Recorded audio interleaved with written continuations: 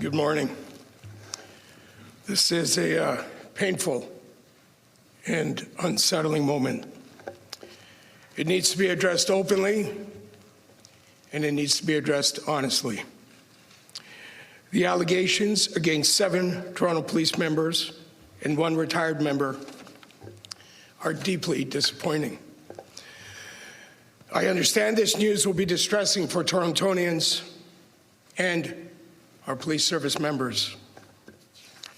No corner of society is immune from the reach of organized crime. But when organized crime penetrates the Toronto Police Service, the harm goes far beyond the immediate wrongdoing. As Chief McSween said, and I will repeat, corruption has no place in policing. It strikes at the trust people place in us. And as such, in our quest to tackle these types of allegations, we are committed to leaving no stone unturned. So let me start at the beginning. The moment I became aware of these allegations, my highest priority became doing everything in my ability to respond in a way that preserves the trust of Torontonians. 2 key principles have guided my actions and ultimately those of the Toronto Police Service. 1, the pursuit of justice without fear or favor from or towards anyone, letting the evidence lead where it leads. And 2, that the measure of our response will leave no doubt that we understand the harm this represents. Let me speak first to the pursuit of justice. From day one, our priority was to ensure the independence of this investigation, to ensure it was conducted with great care, diligence, and professionalism, and to seek justice, no matter how difficult that pursuit may be. The charges are proof of this commitment, and our hope is the integrity of this investigation is the first step in helping Torontonians feel confident in the trust they place in us. Let me take a moment to say how grateful I am for our policing partners at the York Regional Police Service for leading this investigation. Their expertise and independence have been vital. They conducted a deeply thorough and professional investigation. I thank Chief Jim McSween and Deputy Chief Ryan Hogan and their members for their exceptional work. I also want to recognize the many members of the Toronto Police Service who worked tirelessly supporting this investigation. In particular, our Professional Standards Unit, who worked hand in hand with the York Regional Police throughout this investigation. Their contribution was critical. My sincere thanks to everyone who supported this difficult but very necessary work.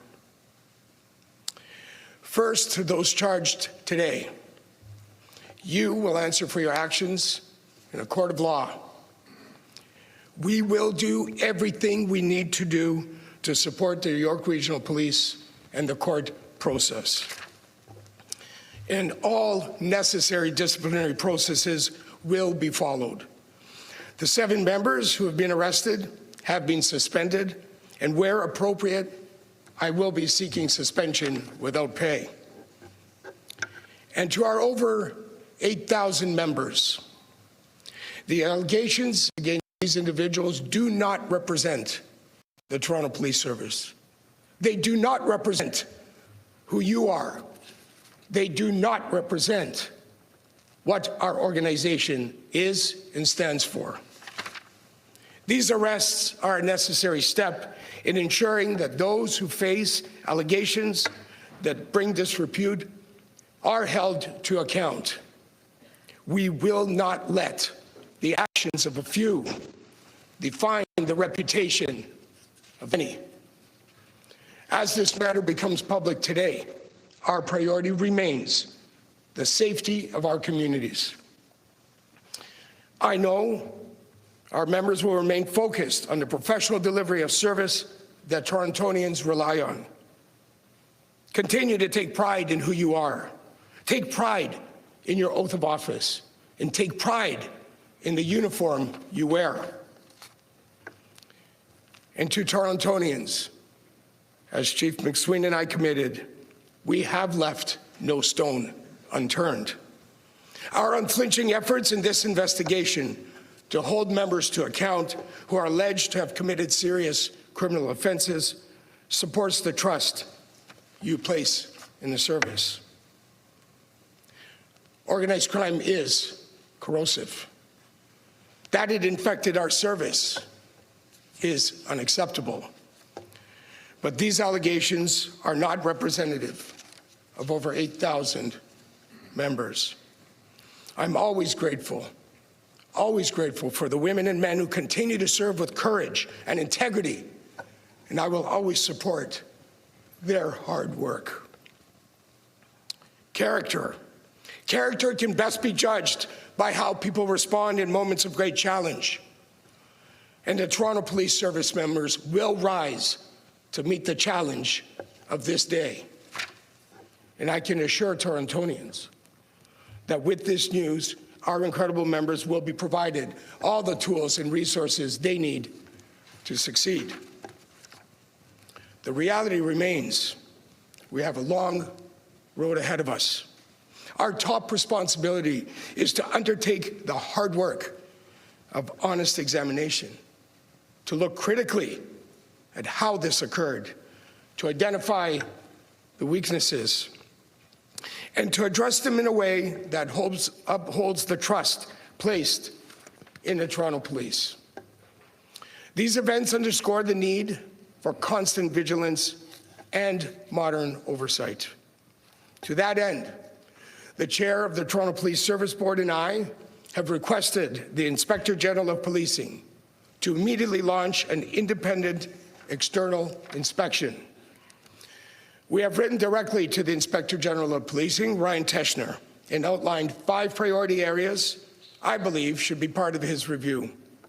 I trust the Inspector General to determine the appropriate scope and ultimately to entrust the work to an independent authority. I can assure Torontonians the Inspector General will have the full support of the command and the entire Toronto Police Service.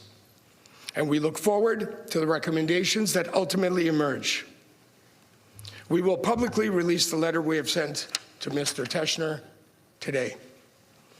In addition, in the coming days and weeks, we will get to work examining our internal processes and controls to allow for immediate actions where required.